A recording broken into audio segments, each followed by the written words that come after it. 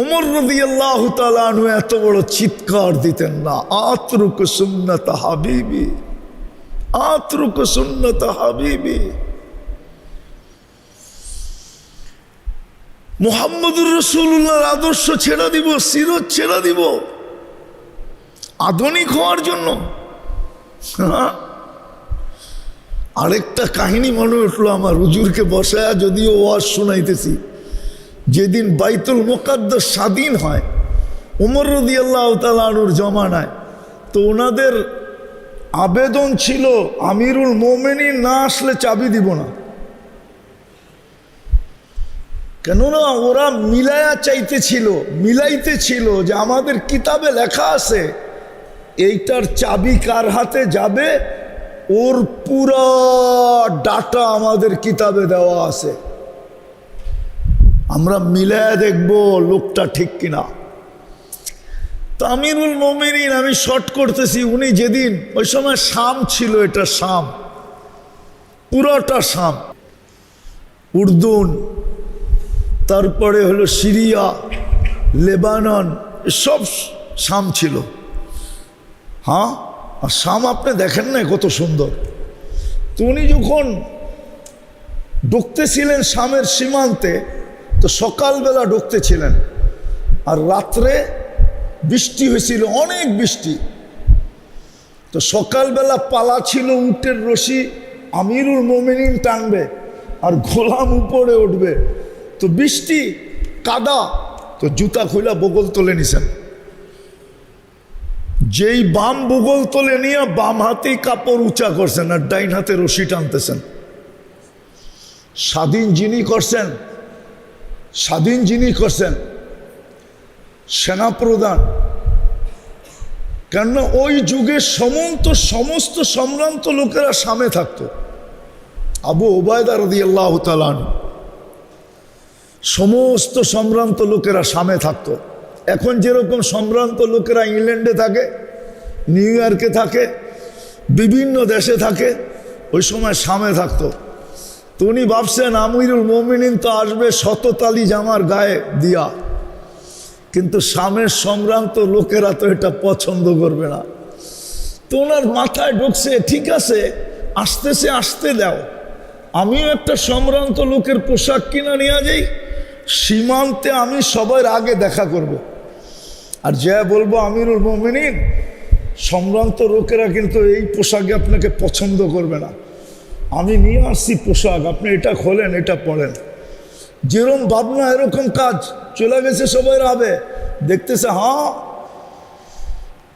রতন ঢুকতেছে, আমিরুল মোমিনিন ঢুকতেছে, রশি টানতেছে, জুতা বগল তোলে, জামা উঁচা, তো সালাম দিয়া বলতেছে আমিরুল মোমিনিন সায়াখরুজু আলাইকা শুরাফা উশ-শাম, আমিরুল মোমিনিন শামের সম্ভ্রান্ত ব্যক্তিরা আমার পিছনে আসতেছে, ফালা আইয়ুহসিনাকা আইয়ারাহাদ আলা হাদাল হাল, এই অবস্থায় দেখলে আপনাকে কেউ পছন্দ করবে না। তা আমিরুল মোমিনিন বলতেছে কি করব, আমি একটা কাপড় নিয়ে আসছি, এটা খোলেন, এটা পরেন। বাস, সিংহ তো সিংহ, এক চিৎকার দিয়ে উঠছে, আগাইয়ারতা বিয়মিন ওয়াহিদিন, একদিনে তুমি চেঞ্জ, কাদ আহসানাল্লাহু বিল ইসলাম, আল্লাহ মুহাম্মদুর রাসূলুল্লাহ দিয়ে আমাদেরকে ইজ্জত দিছে। ফালা উবালি মাকালাতান নাস, কে কি বললো এটার পরোয়া নাই। আবু উবায়দা রাদিয়াল্লাহু তাআলা আনহু বলতেছেন আমি পুরা দিনার সামনে আইনে, পুরা দিনার সামনে আসি নাই, এক চিৎকার, আগাইয়ারতা বিয়মিন ওয়াহিদ, একদিনে তুমি চেঞ্জ, কাদ আহসানাল্লাহু বিল ইসলাম। আজকে মেরে দোস্ত 250 কোটি মুসলমান, 60টা মুসলিম দেশ, দুনিয়ার সবচেয়ে বড় টাকা মুসলমানের কাছে, 70% দুনিয়ার সম্পদ মুসলমানের পায়ের নিচে।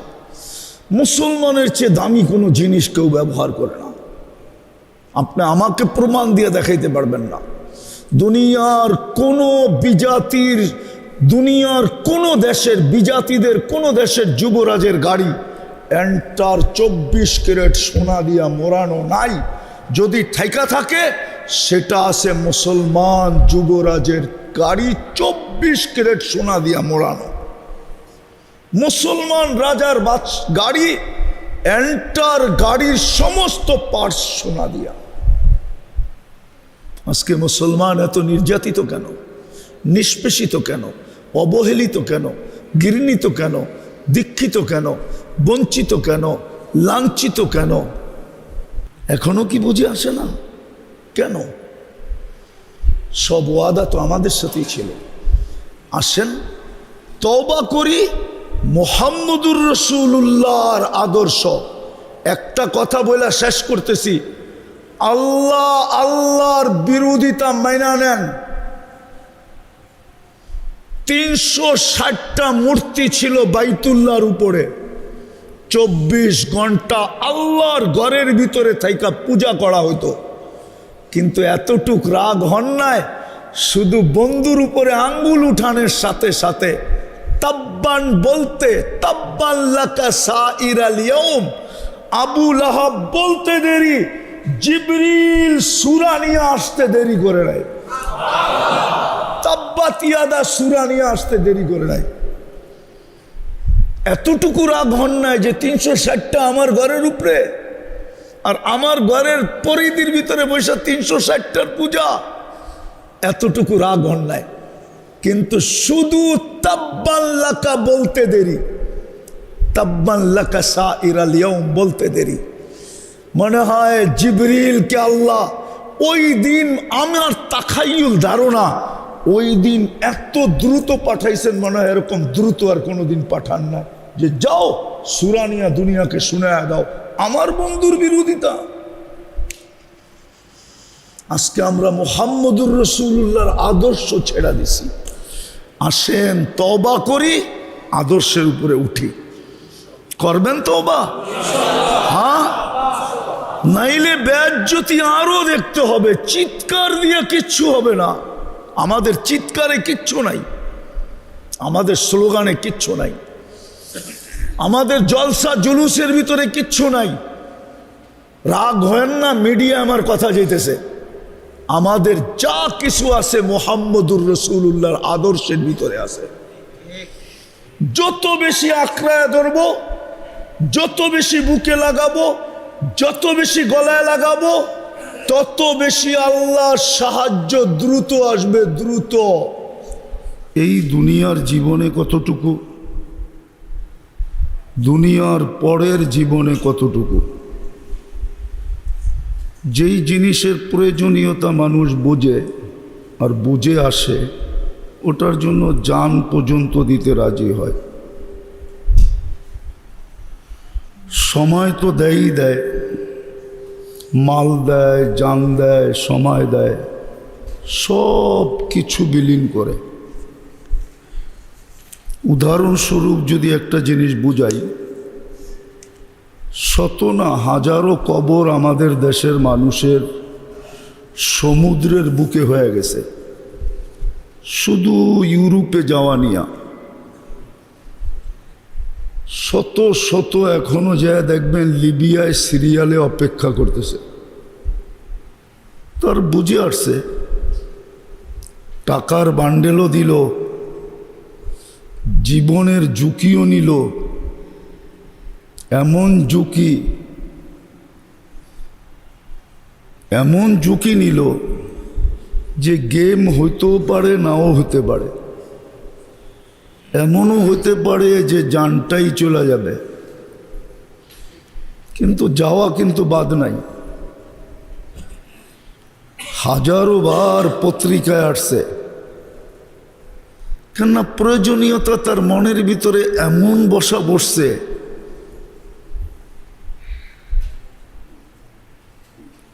যার কারণে বাধা দিয়া রাখা যাইতেছে না। হাজারো আছে মেক্সিকোতে বসে আছে, 30, 40, 50 লাখ টাকা দিয়া আমেরিকার বর্ডার ক্রস করে ঢুকবে। আমি বুঝানোর জন্য বলতেছি, 2019-এর কাহিনী। আমি লস এঞ্জেলিসে বসা ছিলাম মার্কাজে, তো সকালবেলা নাস্তার দস্তরখানে দুটা ছেলে আসছে, যাদের কাপড় চোপড় চেহারা কোনো কিছুই এটা বলে না যে সে আমেরিকাতে বসে আছে। কাপড় চোপড় ময়লা, চুল এলোমেলো। আমি দুইজনকে জিজ্ঞেস করলাম, তোমরা কোত্থেকা? বলল, হুজুর কালকে বিকালে আমরা জেলখানার থেকে বাহির হয়েছি। আমাদের আপনজন বলতে এখানে কেউ নাই। আমরা টোকাইতে টোকাইতে মার্কাজে চলে আসছি, লস এঞ্জেলিসের মার্কাজে। ভাবলাম এখানে গেলে তাবলিগের মার্কাজ, একটু না একটু তো আশ্রয় পাওয়া যাবে, আর বাঙালিদেরকেও পাবো। আমি বললাম, তোমরা জেলখানায় গেলে কেন? তো বলতেছিল, আমরা মেক্সিকো দিয়া বর্ডার ক্রস করে আমেরিকাতে ঢুকতেছিলাম, পুলিশের হাতে চলে আসছি, জেলে চলে গেছি, কেস শুরু হয়েছে, আমরা জামিনে বাহির হয়ে আসছি, এখন আমাদের কেস চলতে থাকবে। আমরা যদি জিততে পারি তো গ্রিন কার্ড পাওয়া যাব, না জিততে পারলে ভাগ্যে কি হবে আল্লাহই জানে। আমি বললাম, কোথায় মেক্সিকো, কোথায় বাংলাদেশ? ম্যাপের ভিতরে দেখেন মেক্সিকো কোথায়, বাংলাদেশ কোথায়? বলল যে আমরা প্রথম ভেনিজুয়েলা আসছি, ওইখান থেকে 10-12টা দেশ টপকাইতে টপকাইতে আমরা মেক্সিকো আসছি। 4,500 কিলোমিটার লম্বা কিন্তু বর্ডার, বা 4,000 কিলোমিটার। আমি জিজ্ঞেস করতেছিলাম, তোমরা কি দুইজনই ছিলা? বললো না, টিমে তো আমরা অনেকজন ছিলাম। বাংলাদেশি কয়জন ছিল? বলে আমরা 3 জন ছিলাম। আচ্ছা, আরেকজন কোথায়? তো দেখতেছিলাম চোখ দিয়া পানি পড়তেছে। আমি জিজ্ঞেস করলাম, কাঁদো কেন? বসে, ও মেক্সিকোর জঙ্গলে হারায় গেছে, জানি না ওর পরিণতি কি হয়েছে। বড় বুঝার বিষয়, কিন্তু কতটুকু দিলের ভিতরে গাঁথলে বাংলাদেশ কোথায়, মেক্সিকো কোথায়, দুনিয়ার এক কোণা, 30 লাখ টাকা দিয়া ওর দিলে গাইথা গেছে। আজকে আমরা বুঝি না সিরত কেন দরকার। আল্লাহর রসুলের আদর্শ আমাদের জন্য কতটুকু প্রয়োজন, এটা আমরা বুঝি না। না বুঝার কারণেই, যদিও গ্রান্টি যুক্ত ছিল,